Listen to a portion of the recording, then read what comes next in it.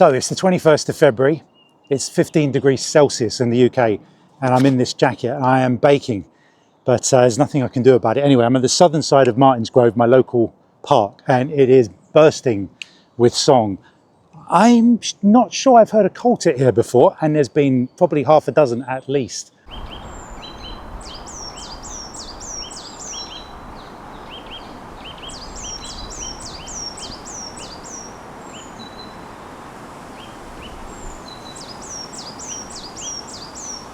Great spotted woodpeckers, nuthatch. Yeah, nuthatch just here a second ago.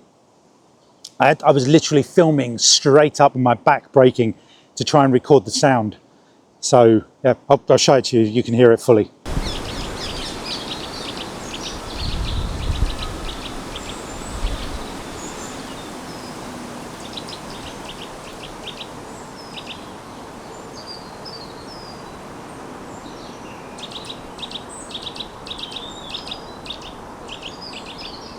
Yeah, great tits, blue tits.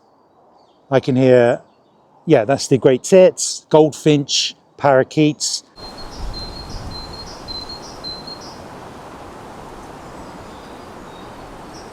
I just saw a stock dove, normal wood pigeons, rock pigeons, the feral ones, gulls going around. Anything else? Robins, all your robins jumping around. And I'm looking out for any goldcrest or firecrest. They are in here somewhere. I haven't heard them for a while, but then I haven't been here for a while. Well, that was a heck of a start to the day. I was just gearing up to go out for a walk across Crossness and went out to the cab, was about to start it up, and I could hear whining from a bush. I thought, that's a bit odd. A bit odd. I thought, what bird is doing that? I heard a robin ever so quietly in another corner. I thought, is it a robin? It's making a different sound. I don't know. The birds flying overhead were making their usual calls, but something was different. I can't explain it. It's almost like, are you developing a sixth sense doing this hobby, or just a bird sense? Maybe there was a bit of panic in the air. I couldn't tell. But as I looked around, there was a bird sat on our roof, not unusual. Starlings and magpies usually doing that.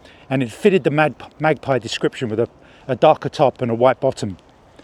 But it wasn't moving around as much, and it's hard to tell because it's actually a bit brighter now. But it was darker earlier, and it was just silhouette. And then as it sort of slightly turned, I saw that it didn't have a very long tail like a magpie. And I'm like, that's got to be a bird of prey. Could it be a sparrowhawk? Camera was right there. I had to take my lens cap off. Maybe I should always take it off the minute I go outside. Got it up there, male sparrowhawk. Bosh! Fired off a few shots from the safe distance of my car. And luckily I did do it there, because I could have attempted to get closer, but I fired off a few, got some nice sharp ones. Shame about the whiteout background. So yeah, I mean, that's just brilliant. It's really been a good sparrowhawk couple of months for me. I had them down at Brooklands Lake in Dartford. I had the one here, Crossness, in the trees in front of the hide, and this male one. And I think one day I'm going to do like a little sort of challenge where I sit in the garden and try and see all the birds I can photograph. I'll pick a day when it's warm and the wind is down, and I'll be out there all day, bring food down, toilet breaks, etc. But just stay out there and see what is possible, the species count I can get, because I guarantee there's stuff flying over all the time. So that was a great start. And then we got down here, we parked up, immediately bird on the right, kestrel was flying around. So we're 2 raptors for today already. It ended up flying behind the Asda building. So that's about as well. And so again, I was getting a really good feeling. And then got into the reserve, and the usual buzzards were taking off and doing their usual circle, heading off south over the dual carriageway. I'm just checking the Great Breach Lagoon. That Great Breach Lagoon. It's a bit like red lorry, yellow lorry. You have to say it slowly or you make a mistake. So yeah, the buzzards took off and did their circle. I don't know if it's always me that causes them to do that, but you can see them trying to catch the thermals to get them higher without having to put much effort in. So 3 raptors in, and now I'm looking out for the peregrine and if we can get a marsh harrier or a red kite. But the linnets are doing really well. First saw one in the gate record shot with a robin in a tree. The robin was singing, I was looking over and I saw the linnet land. I mean, it hasn't been linnets for several months, and now all of a sudden I'm seeing dozens of them. And I don't know if can you hear that sound difference? Because I'm standing in front of this screen, and I feel like the sound is bouncing off of it. But I filmed a bit of the linnets feeding over on the horse field, and the wind dropped a little bit, so I thought, okay, let's get a few seconds of tripod footage with the 4K crop. And there it is, got it. A little bit of wind, but what I usually do with that, if anybody's interested, is I film for 2 or 3 minutes, and then I go in there and I watch it back and try to clip out the few seconds that it was steady. It looks more professional that way. So anyway, like I was saying, it just something feels different. Like there was singing the other day at Martin's Grove, lots of singing. There's love is in the air. I'm seeing a lot of mating behavior, a lot of mating rituals. And we're just heading to the river now. The river should be going down, should be going out soon. And I'm going to try for some flight shots. And I'm going to talk to you about flight shots that I got the other day, which my settings for them. And it's great because you know the direction the birds fly from left to right, right to left along the river. And if you've got some nice consistent light, you can go full manual. I go full manual all the time anyway, but I'm going to tell you my settings, and we're going to see what we can get and go and look over those photos I've already taken and explain what I've seen. Oyster catchers, red shank, gadwall, no widgeon yet, and shovelers. So we'll speak to you a bit later when I've got some more photos. Well, this is the perfect time of the day with the tide. Now, if you can get to Crossness or anywhere where the river is maybe about an hour from its high point, you'll get to see all the birds that are coming in. Now, there are barges out there, which I believe is where a lot of the birds, the waders, wait until the tide goes back out. They go and rest over there in peace. And yeah, it's been great. I had to go up to the more eastern side to get the oyster catcher the other day, but it provided some really good shots, frame filling shots. I get overzealous is the word, and zoom in too much. Everyone wants to fill the frame, and I end up cutting the wings off, and must remind myself, leave a little bit of room for error. Everyone's getting into this habit now with these longer lenses, and I'm just as guilty of zooming in way too much and cutting things off. Cropping is a thing. Yeah, so the oyster catchers gave me some great photos. What I'm working with at the moment, I'll give you my settings. I'll put them up as you can see with the photos. I'm working at roughly 2,500 for most larger wader birds. 2,500 shutter speed should be fine. Oh, we'll just, hang on. Everything's going up. Raptor, is it? Everything just took off.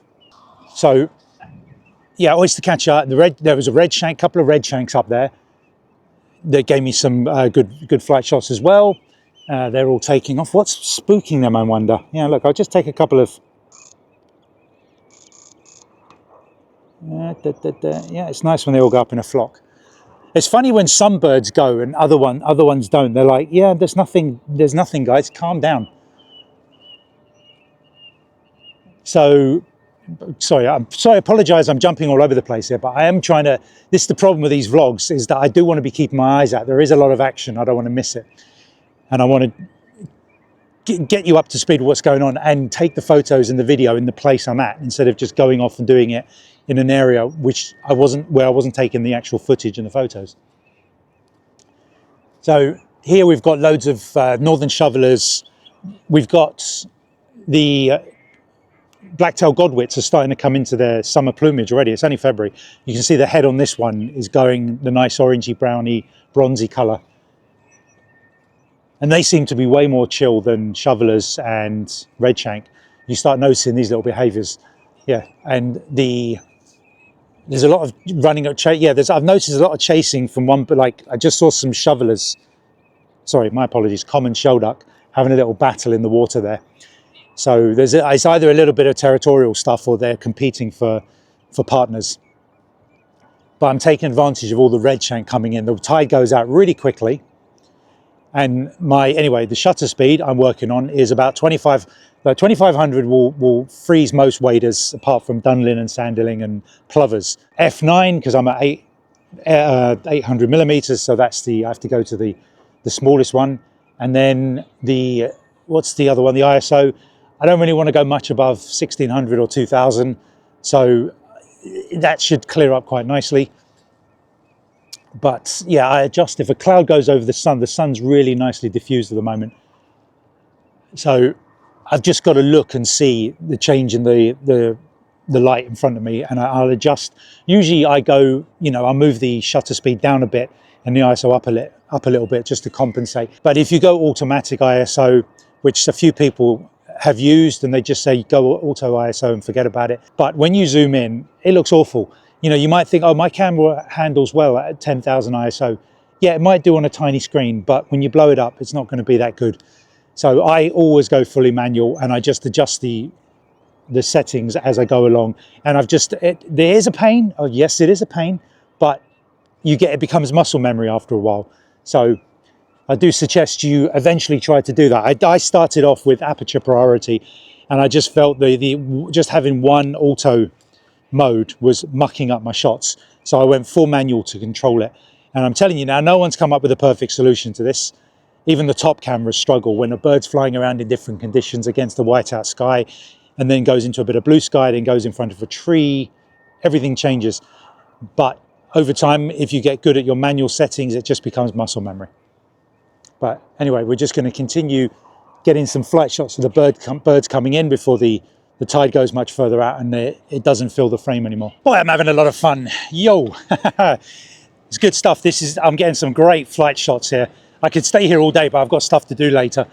But I mean, there's a little egret down there. I haven't seen one for a while over here. I just looked through the fence and got some photos of it. It didn't seem too bothered. Even through the fence, all the birds can see me. So if they were really worried, they would fly. So peace, chill down there. The cormorants they're in their breeding plumage, and I've been getting photos of them coming in, usually in the sort of grey weather and where they're all black. They don't photograph very, very well, but with their breeding plumage on their head, it's just boom, excellent. And again, this is where I practice my flight shots.